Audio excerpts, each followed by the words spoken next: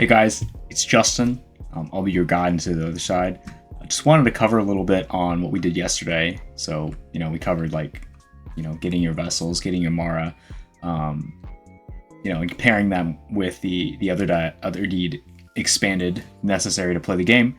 We kind of went through the first couple of gaming mechanisms. So obviously farming is important, hunting is important, and there's going to be like two kinds of players. I mean, at the very end of the game, it's just going to be fighting the Shattered. So I guess we're just going to go over these, the game mechanics, the rewards, and stuff like that. So immediately off the bat, I can notice that there's Apecoin right here. So that indicates to me that Apecoin will be a critical, or at least a really important part of the game ecosystem. So you'll be able to use it to speculatively probably accelerate portions of gameplay, pay for certain actions, or accelerate certain things. So it seems like we got loot boxes. Pretty interesting for sure. Again, the rewards are based on how fast you can beat the Shattered, and obviously there's a leaderboard right here. Seems like there's also a shop. Makes sense. Seems like there are cards here, and there's a combo. You can manage your Kodas or Kodamaras here. I'm not sure what this means, but that looks interesting. So again, this is alpha testing gameplay footage of a Shatter's loot box. So again, it's subject to change, but if we go over the other deed's traits, like the other deed expanded will serve as the key for unlocking gameplay for Legends of the Mara, and its traits will affect strategy. So like environment tiers dictate possible Shattered rewards, such that tier 1 other deeds only compete against tier 1 other deeds for a specified pool of Shattered resources. So again, if you are making a choice, I would say that if you don't really want to fight against people that have maxed out T5 lands, I would recommend probably something lesser in difficulty. Again, not financial advice, just saying in terms of a gameplay perspective. You're not gonna want to fight against like super Coda army type. You're gonna want to play according to the difficulty to get to the leaderboard that you want to be on. So I personally would probably play on like tier 3 or tier 4, just because you have to have more. Vessels cost money, and obviously the land costs as much as you can maintain it. So again, play according to what you want to, difficulty you want to play against other people. But again, you'll want to fine tune your strategies in a meta that's constantly evolving based on your decisions.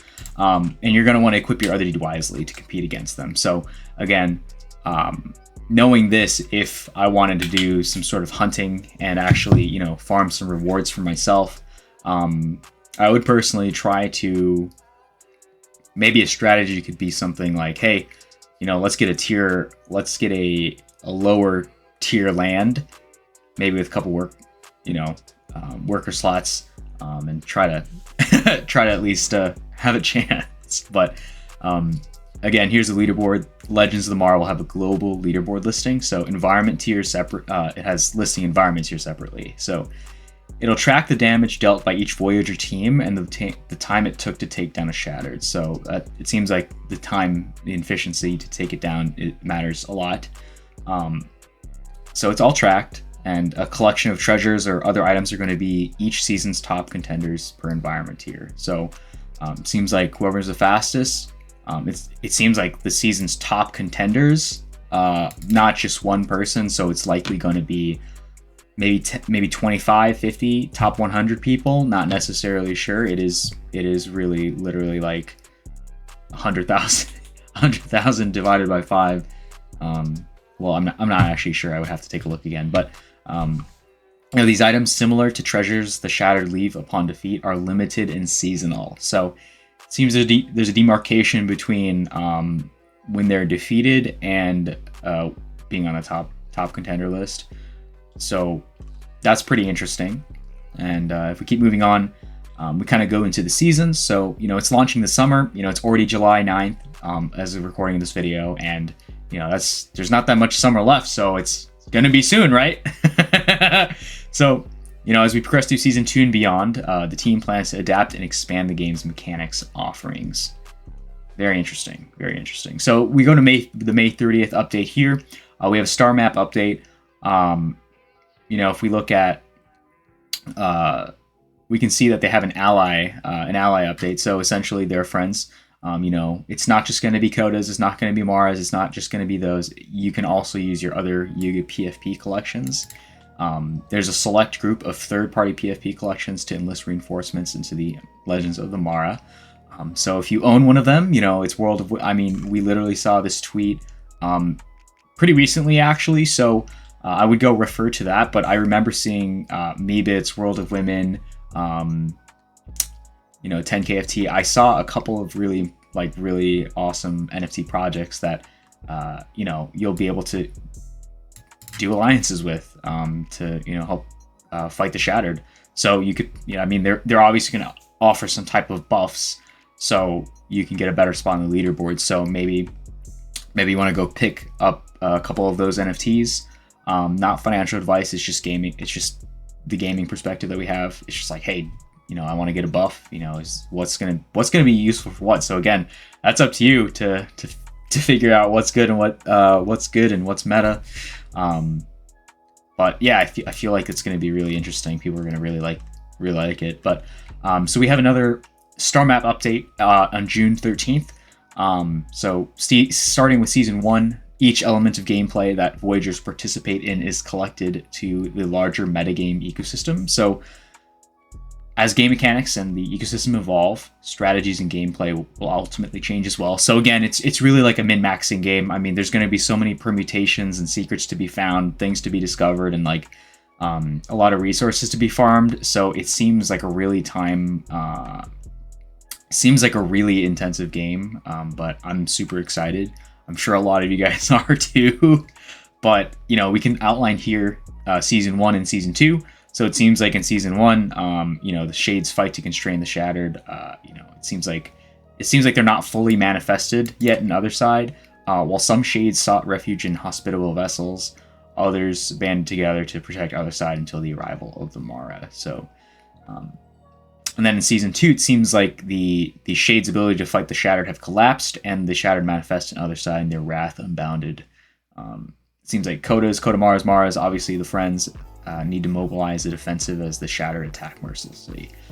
So to keep the protectors of Otherside safe from damage in season 2, the only the skill and cunning of Voyager strategies will shield the wounded protectors in battle and mitigate damage taken. So it seems like in season 1 there's going to be a leaderboard for damage dealt.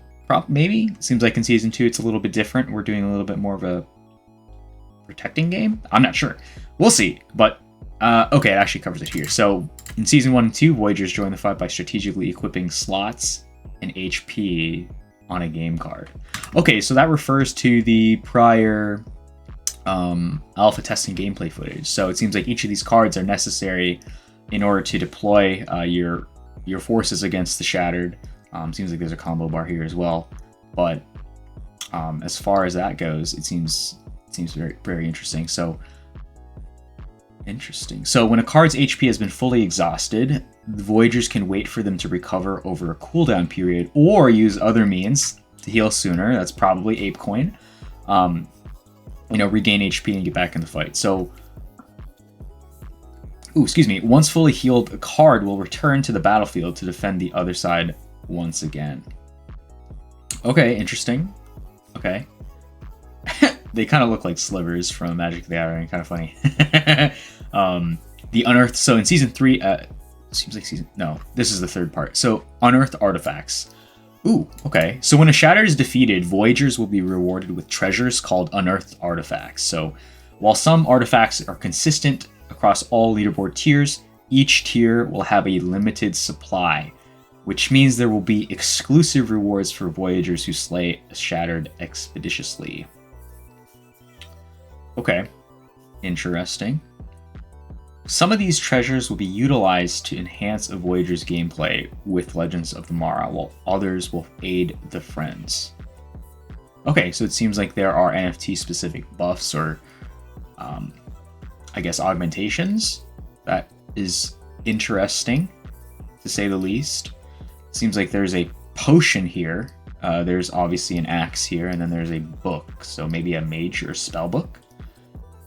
Very cool. Oh, we're at the end. Oh my gosh. Okay. So that covers everything. Obviously, if anyone can tell me what this means, I would be heavily grateful, but I'll probably have to refer to the Otherside wiki to get the alphabet and to translate this, but maybe I'll figure that out later. But otherwise, again, just to recap, we covered artifacts. You know, you're gonna get you're gonna unearth artifacts at the end of each season, or you know, whoever defeats the Shattered, you know, expeditiously on the leaderboard. It seems like in season 1, season 2, there are different themes. There's attacking, defending, and then we also have, you know, the allies as well, the friends. We also have, you know, it's launching this summer, so it's we're getting really close to the launch of Legends of Mara. Seems pretty interesting. And again, your other D traits, your tier relegates you to a specific pool of players. So again, plan accordingly. If you want to go all out, you know, fight against, you know, people with quotas and tier 5 maxed out stuff, be my guest. But I think I'm going to stay on the lower, more less competitive tiers. I guess it's kind of like competitive and casual, but we'll see. Of course, the rewards will scale based off of each tier. But again, we'll see. You'll have to plan accordingly. Again, take a look at this. Take it for what you will, but it seems like Apecoin is going to be really useful. So I will say it looks like it has consolidated for a while. You know, we've dumped like a lot, like 91%. Not financial advice. If you want to get prepped, I mean, you're gonna need it. But otherwise, hey, thanks for watching. Feel free to like and hit that subscribe button. You know, thank you for getting this far, and we'll see you on the other side. Thanks.